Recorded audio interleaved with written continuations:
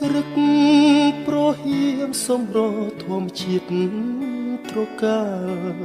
ក្រាលក្របដកដានដោយទឹកសន្សើរក្លិនផ្កាព្រៃក្រអូបស្រូបគ្រប់ដងហើក្លិនផ្សាផ្សាសន្សើរបេះដូងសំភ័រស្រទន់មានលក្ខណៈផ្កាអើយផ្កាសូមសួននួនយល់បំណងក្តីស្រឡាញ់ពេញព្រាដួងចិត្តនេះបងសូមធ្នមផ្កាទាំងកងក្នុងហារទីសែនស្នេហ៍បុផាខ្នងព្រីកាមានន័យរូបឆោមលូមពណ៌បរិសុទ្ធដោយកំរក្រនឹងបានប្រានជួប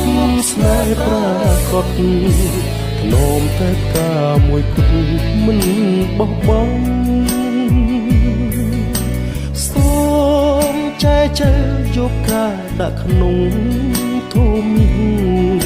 ធ្វើជាម្ចាស់ដួងចិត្តនៃបងថ្លៃគុំព្រួយរៀបមានសន្សារបេះដូងធ្នមនួនអងរៀងរហូតអើយ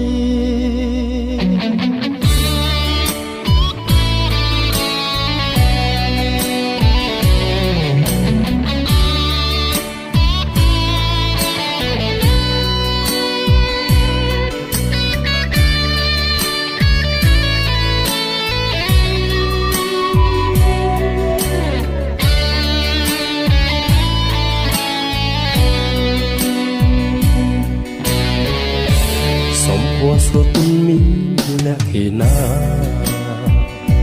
ផ្កាអើយផ្កាសូមសួននួនយល់បំណងក្តីស្រឡាញ់ពេញព្រា